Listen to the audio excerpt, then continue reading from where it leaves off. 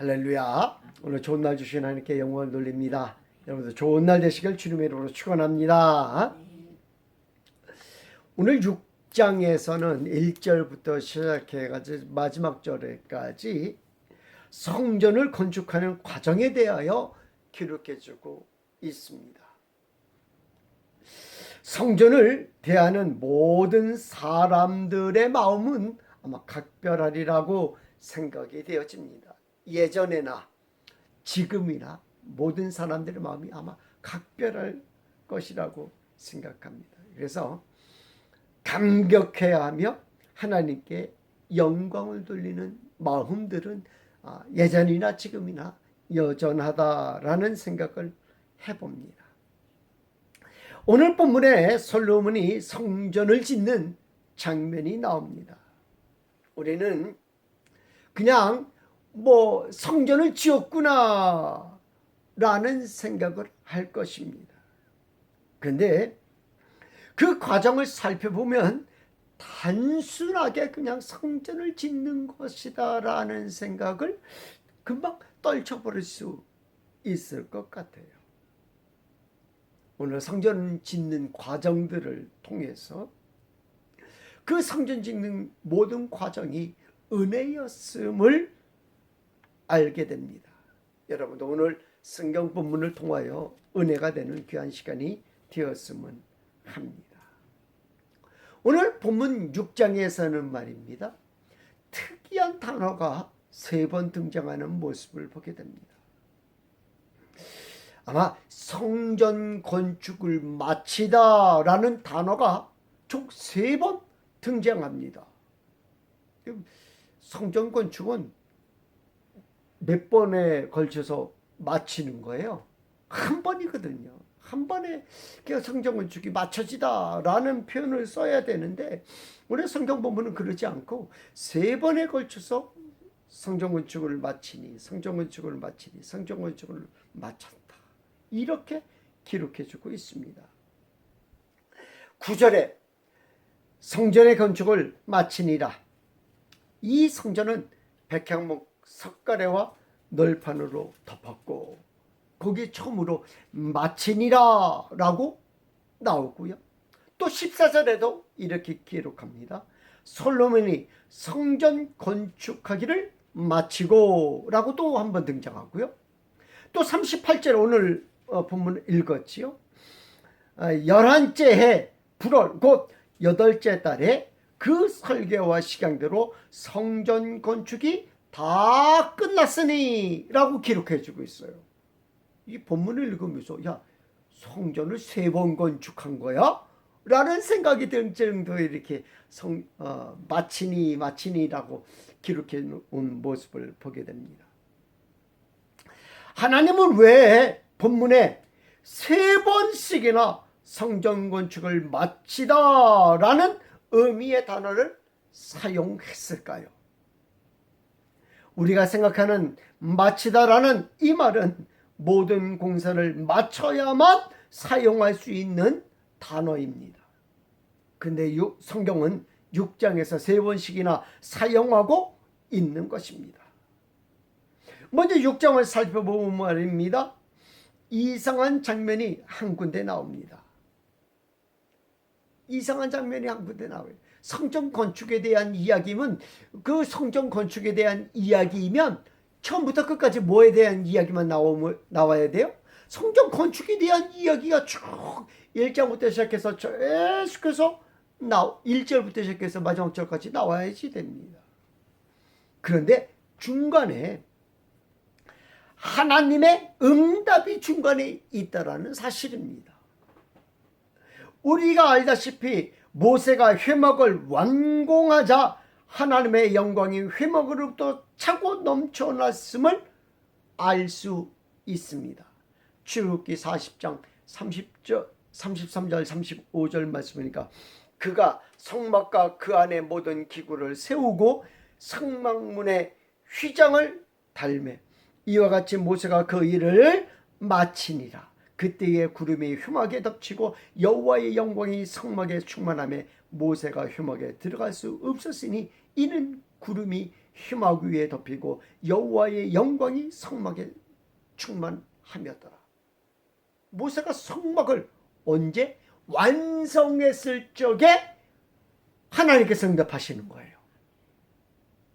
지금은 완성하지도 않았음에도 불구하고 중간에 하나님께서 갑자기 응답하시는 거예요. 이게 무슨 일이지?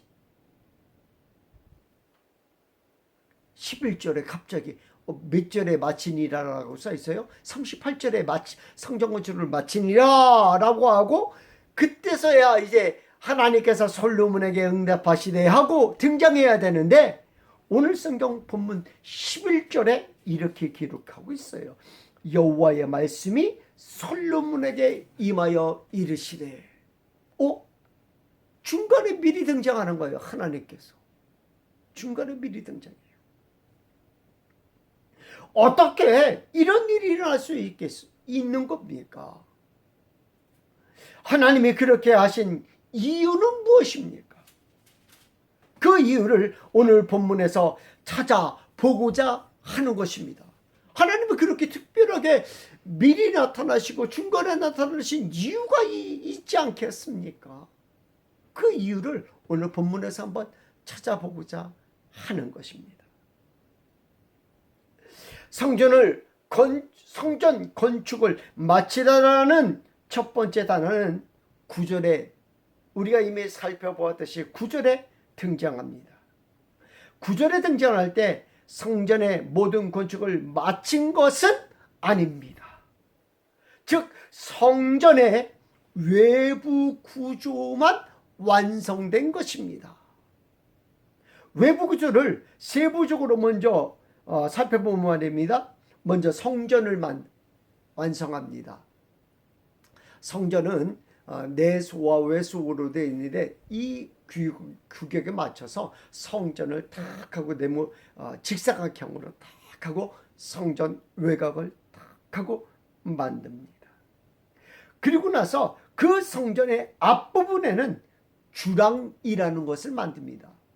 주랑이라고 하면 좀 헷갈릴 것 같은데 요즘 말로 말하면 처마를 앞으로 싹 하고 내미는 거예요. 그 처마를 만듭니다. 그리고 성전 앞부분을 제외한 나머지 세 부분에다가 무엇을 만드냐면은 성전을 둘러서 다락을 만듭니다. 다락을 만들 적에 3층 구조로 해가지고 다락을 세 부분으로 성전 앞부분은 주랑을 만들고 그 옆부분하고 뒷부분에다는 뭐를 만들어요? 각 격실 다락을 쭉 해서 만드는 거예요. 그 격실마다 어떤 기능을 하고 때로는 창구 기능을 하기도 하고요.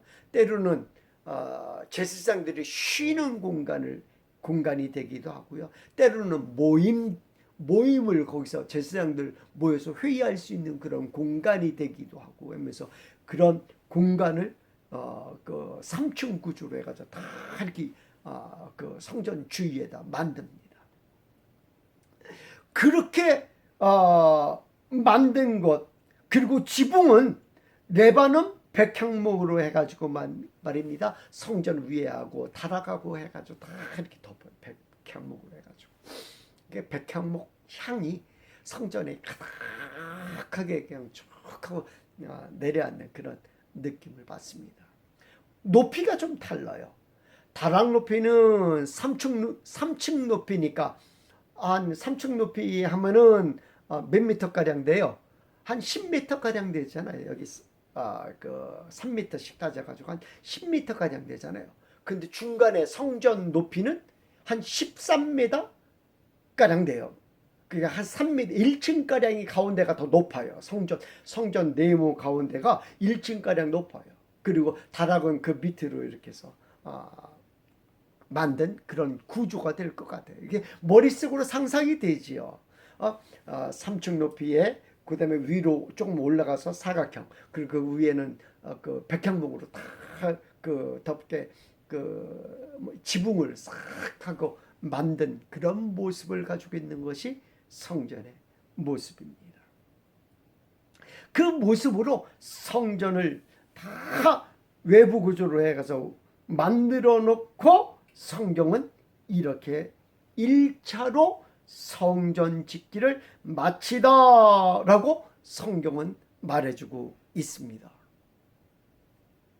이때 하나님이 솔로몬에게 나타나신 거예요. 무엇만 했는데? 외부만 다 이렇게 완성했는데 하나님이 솔로몬에게 나타나신 거예요. 이미 우리는 회막이 완성된 후에 하나님의 영광이 임하였다라고 성경이 말하고 있습니다. 그런데 오늘 성경에서는 하나님이 미리 나타나신 거예요. 왜 그렇습니까? 그 이유를 몇 가지로 나눠서 생각해 보았어요. 벽돌 하나하나도 성전이라는 의미가 먼저는 있습니다. 벽돌 하나하나가 다 성전이라는 의미가 있는 것입니다. 그러므로 기초를 놓았을 때부터 성전은 시작되고 있었으며 그것은 무엇으로 불리고 있었다라는 거예요? 성전으로 불리고 있었다라는 것을 의미하는 것입니다. 이는 하나님의 역사가 기초부터 임하고 있었다라는 것을 의미하는 것입니다. 마치 첫 삽을 들었을 때부터 하나님의 역사가 시작되고 있었음을 의미하는 것입니다. 어쩌면 말입니다. 하나님께 기도했을 때부터가 하나님의 역사가 시작되었다라고 보는 것입니다. 그 전부터는 무엇부터? 하나님이 소망을 주었을 때부터 성전의 역사가, 하나님의 역사가 시작되고 있음을 알 수가 있는 것입니다. 우리도 역시 마찬가지예요. 하나님께 기도하는 이 순간부터가 무엇이? 성전의 역사가 시작인 줄 믿습니다. 두 번째는 말입니다. 두 번째 의미로는, 첫 번째는 성전의 역사가 기도부터 시작되고 성전의 기초를 놓을 때부터 시작되었다라는 성전 그 자체의 중요성을 강조한 것이라면, 두 번째는 성전이 그리 중요하지 않다라는 것을 의미하는 것입니다. 완전 반대지요. 성전이 중요하다, 벽돌 하나부터가 성전이다라는 것을 강조한 반면에 성전 이거 아무것도 아니야 라고 얘기해 주고 있는 거예요. 솔로몬이 성전을 짓는 것이 얼마나 마음에 부풀었을까요? 그렇잖아요. 성전 짓는 것이 뭐 그의 생애에 2번 있고 3번 있는 건 아니잖아요. 그 얼마나 마음에 부풀었을 거예요. 성전 짓는 것이. 그런데 성전 짓는 거 아무것도 아니야. 성전 아무것도 아니야. 성전이 진짜로 의미하는 것이 아무것도 아니야. 왜? 그것은 무엇이기 때문에 그래요? 성전은 그림자이기 때문에 아무것도 아니야. 성전은 그림자야. 성전을 건축하는 것에 중점을 두지 않으시고 하나님은 하나님의 음성을 듣는 자를 더 원하신다는 것을 말씀하고 계시는 것입니다. 본문 12절에 보니까 이렇게 기록합니다. 내가 지금 이 성전을 건축하니 내가 만일 이 법도를 따르며 내가 만일 내 법도를 따르며 내 규례를 행하며 내 모든 계명을 지켜 그대로 행하면 내가 내 아버지 다윗에게 한 말을 내게 확실히 이룰 것이요. 솔로몬에게 이렇게 얘기해 주고 있지 않아요. 내가 이 성전을 지었으니까 내가 내 아버지 다윗에게 한 말을 내게 확실히 이룰 것이요 라고 얘기하지 않아요. 성전에 대해서는 이야기하지 않고 무엇을 지키면 내가 내게 명한 바를, 율례를 그대로 계명을 그대로 행하면 이라고 얘기해 주고 있어요.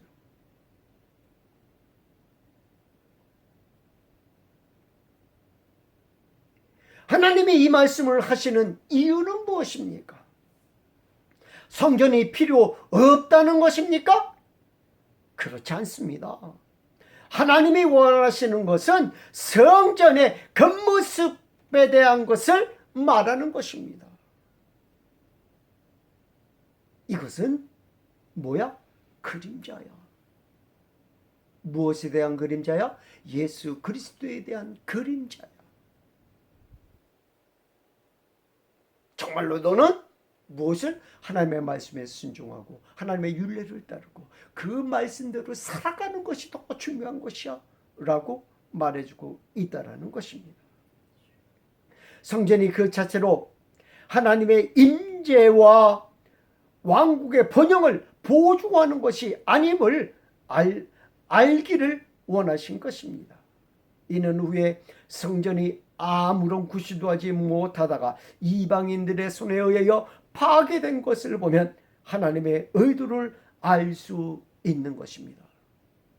그렇게 중요한 성전이라면 이방인의 손에 의하여 파괴되게 하나님이 두셨을까요? 그렇진 않았을 것 같아요. 그 성전은 뭐에 불과하다는 것을, 그림자에 불과하다는 것을 가르쳐주고 있는 것 같아요. 마지막으로 살펴볼 것은 그럼에도 하나님이 성전 짓기를 마침에 솔로몬에게 나타나신 것입니다. 성전은 그만큼 중요하다는 것을 의미하는 것입니다. 왜냐하면 이 기초는 바로 예수 그리스도를 의미하기 때문입니다.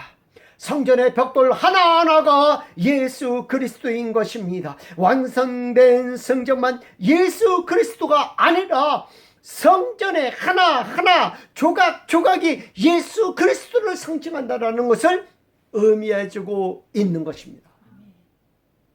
완성된 성전만 성전이 아니라 그 조각 하나하나가 다 성전이라는 사실을 알게 하시고, 그 조각 하나하나가 다 무엇이라는 것을 예수 그리스도라는 사실을 알게 하신 거라는 거예요.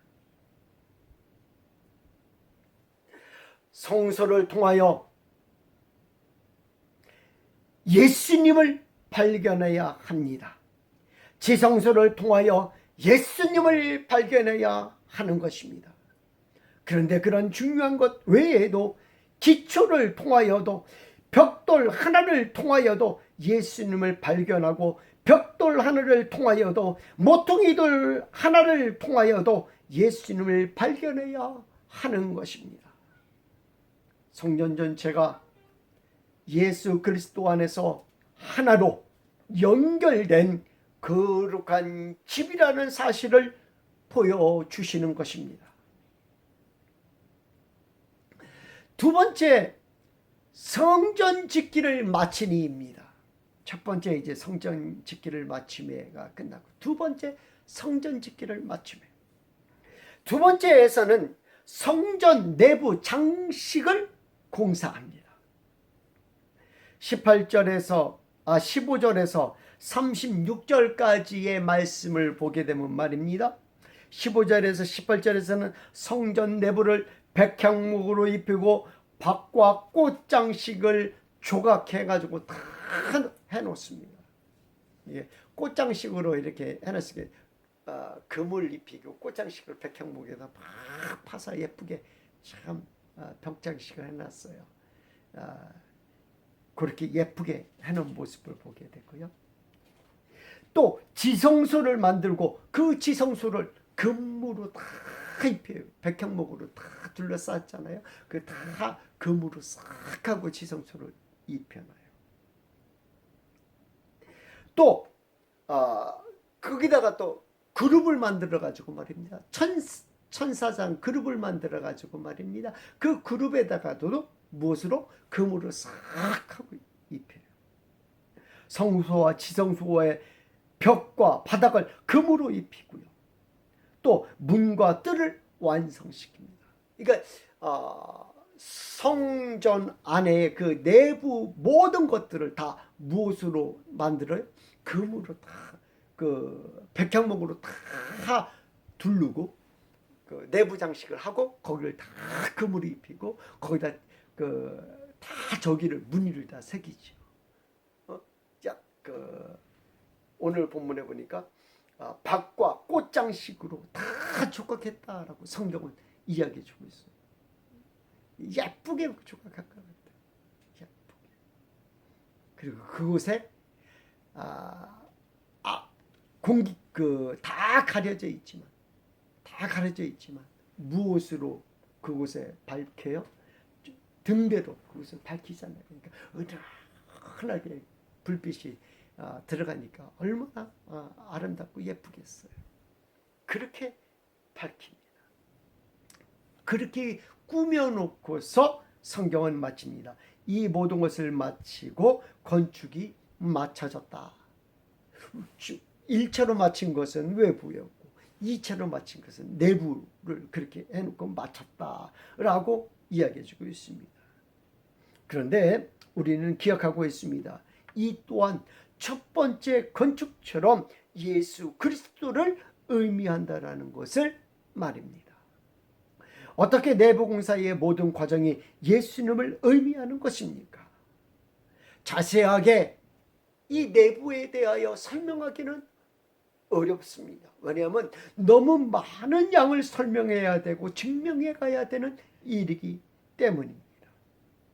기회가 되면 하나하나 나누어 가지고 설명할 수는 있을 것 같습니다. 먼저 외소와 내소 모든 벽과 바닥을 금으로 입혔다고 합니다. 또한 그곳 벽에 아름다운 조각으로 새겼습니다. 금으로 입혔다라고 하는 것은 성소 전체가 예수님을 뜻한다는 것을 의미합니다. 또한 그 안에는 촛대와 떡상 그리고 향로가 있습니다. 촛대가 뜻하는 바도 예수님입니다. 예수님께서 세상의 빛이라 라고 하신 말씀은 성전 안에 등대와 깊은 관련이 있는 것입니다. 오직 예수님만 세상을 비추는 빛이 되시는 것입니다. 세상에 빛이 참 많잖아요. 그 빛은 다 누구를 가르치고 있는 거예요? 예수 그리스도를 가르치고 있는 줄 믿습니다.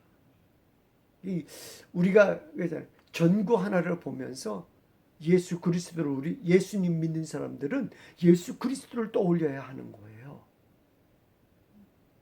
별 하나를 보면서 예수 그리스도를 떠올려야 되는 거예요. 왜? 요 빛은 가짜인데 오리지널 빛은 예수님이시다라고 떠올려야 된다라는 거예요. 이것이 예수님을 상징하고 있구나라고 떠올려야 된다라는 거예요. 그것이 예수님 믿는 사람들의 마음이에요. 떡상도 예수 그리스도를 의미하는 것입니다. 나는 생명의 떡이라고 하신 요한복음 6장 35절 말씀입니다. 나는 생명의 떡이니 내게 오는 자는 결코 줄이지 아니할 터이요 나를 믿는 자는 영원히 머무르지 아니하리라. 우리가 영원히 살 수 있는 길은 생명의 떡이신 예수님을 통하여만 살 수 있는 것입니다. 또한 분향단도 예수 그리스도를 의미하는 것입니다. 아침 저녁으로 분향단에 향을 태웠습니다. 하나님께 올리는 것입니다. 분향단을 통하여 하나님께 나아가는 것입니다. 요한복음 14장 6절 말씀에 예수님께서 이렇게 말씀하셨습니다. 내가 곧 길이요 진리요 생명이니 나로 말미암지 않고는 아버지께로 올 자가 없느니라. 그러므로 분향단은 예수 그리스도가 되시는 것입니다. 왜? 그 분향단을 태워서 하나님께 올라가게 하니까 그 길은 누구의? 예수 그리스도라는 사실입니다. 성소에 있는 기물들이 예수 그리스도를 의미하는 것이라면 지성소에 있는 것은 더욱더 예수님을 의미하는 것입니다. 먼저 법궤입니다. 그 안에는 만나와 아론의 쌍난 지팡이 그리고 십계명이 있습니다. 위에서도 언급했지만 만나는 생명의 떡이신 예수님을 의미하는 것이고 말씀이 육신이 되었다고 하신 말씀처럼 십계명이 예수님을 의미하는 것이고 아론의 쌍난 지팡이는 죽었던 우리를 살리시고 싹이 나고 꽃이 피고 열매를 맺게 하시는 분도 예수님이시라는 사실을 가르쳐주고 있습니다. 또한 속죄서도 우리의 죄를 용서해 주실 분은 예수 그리스도의 핏분이라는 사실을 말해주고 있는 것입니다. 성전의 모든 구석구석 모든 부분들이 다 예수 그리스도를 상징하고 있다라는 것입니다.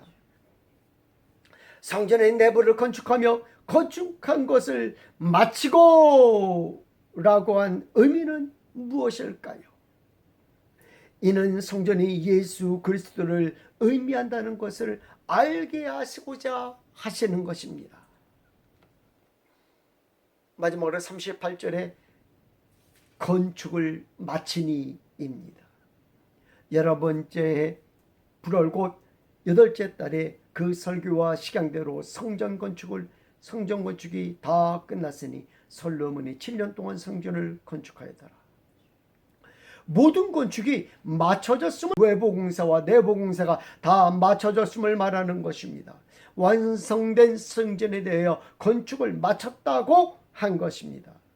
성전의 내부와 외부 모든 것이 예수님이라면 성전을 건축하다 완성된 건축이 무엇을 의미하는지는 너무나 뚜렷합니다. 성전을 분해해서 조각내 보시기 바랍니다. 그 조각에서 예수 그리스도의 이름이 나올 것입니다. 그리고 다시 합하여 성전을 완성해 보시기 바랍니다. 역시 예수 그리스도의 이름이 나올 것입니다. 이는 성전이 예수 그리스도를 의미한다는 것을 알게 하시고자 함입니다. 이는 매 순간 예수 그리스도를 세운다라는 예수 그리스도를 세우고 예수 그리스도를 완성시킨다라는 의미가 맞을 것입니다. 우리가 오늘 생각해 보아야 메시지가 하나 더 있습니다. 여러분, 예수님이 돌아가셨을 적에 성전에서 어떠한 일이 벌어졌습니까? 휘장이 쫙 하고 갈라졌다라고 성경은 말해주고 있습니다. 그런데 참 이상한 것을 제가 오늘 성전을 보면서 배웠어요. 지성소와 성소를 구분하는 것이 무엇입니까? 우리 휘장이라고 하죠. 휘장으로 다 가렸다라고 얘기를 들었잖아요. 그런데 거기에 백향목으로 벽을 하나 더 세웠어요. 그리고 문을 하나 더 달았어요. 그 문을 통과해야만 무엇이 있는 거예요? 이 휘장이 있는 거예요. 이 휘장이 있는 거예요. 그런데 백향문을 통과하는 것은 언제 통과합니까? 1년에 한 번 통과합니다. 언제? 속죄제 때. 대제사장이 1년에 한 번 그곳에 피를 가지고 들어가서 이렇게 일곱 뿌립니다. 그러면 예수님께서 돌아가신 때는 언제예요? 부활절이 있던 그때 돌아가신 거 아니에요? 그러면 이때하고 그때하고 한 3, 4개월 차이가 나요. 예수님이 돌아가실 때하고 속죄제 때하고의 기간이. 예수님이 돌아가셨을 적에 휘장이 갈라진 것을 알았을까요? 몰랐을까요? 안 보였어요. 무엇으로 가려져 있어요? 벽으로 가려져 있어요. 백향목 벽으로 가려져 있어서 안 보였어요. 그런데도 불구하고 성경은 뭐라고 소개하고 있어요? 휘장이 갈라졌더라. 위에서 아래로 갈라졌더라. 매일같이 제사장들이 성소에 들어갑니다. 무엇을 하기 위해서? 분향을 드리기 위해서. 어디에다가? 그 분향 그 단에다가 향을 꽂기 위해서 향을 드리기, 향을 꽂는다라는 의미보다 그 안에다가 향을 넣기 위해서 들어갑니다. 또 무엇을 위해서? 7 촛대에다가 간검을 하기 위해서 들어갑니다. 그 촛대의 간검이라는 거기다가 뭘 붓기 위해서? 거룩한 그 기름을 붓기 위해서. 기름을 늘 부어놔야 얘가 하루 동안 타고 다시 또 저녁에 또 이렇게 하고 또 아침에 또 이렇게 하고. 그게 간검이고요. 또 분향단에 떡은 일주일에 한 번씩 갈고. 그거를 늘 하는 것이 제사장들이거든요. 근데 그 제사장들이 어디는 못 들어가요? 성소 안에는, 지성소 안에는 못 들어가는 거거든요. 그런데 어떻게 휘장이 갈라진 줄 알았을까요?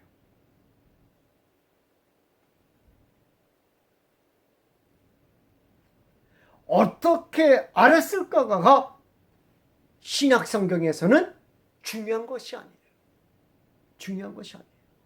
중요한 것은 휘장이 갈라진 것의 의미에 더 초점을 둔 것 같아요. 그래서 누가 그것을 발견했다라는 얘기가 없어요. 제자들이 그걸 어찌 알겠어요? 성전 안에서 벌어진 일을 어떻게 알겠어요? 중요한 것은 휘장이 갈라진 의미라는 거예요. 의미라는 거예요. 이 휘장이 갈라졌다라고 하는 것은 예수님의 몸을 갈라 직접 하나님께 나아가는 길을 여셨다라는 큰 의미가 있다라는 것입니다. 그러므로 오늘 성경 본문을 통하여 우리는 알아야 합니다. 성전은 온전히 예수 그리스도를 의미합니다. 휘장 하나에까지도 다 예수 그리스도를 의미하고 그 휘장에 새겨진 무엇까지? 신뢰까지 다 예수 그리스도를 의미하는 것입니다. 성전 대신 예수님은 우리를 구원하신 이가 그 성전임을 말하는 것입니다. 하나님은 우리가 성전을 아름다운 성전 짓기를 원하십니다. 아름다운 성전 예수 그리스도로 우리 안에 가득 채우기를 원하시는 것입니다.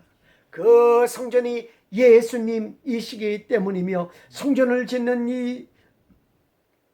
이는 예수님을 그 마음에 모시고 있다는 것을 알기를 원하시는 줄 믿습니다. 기도하겠습니다.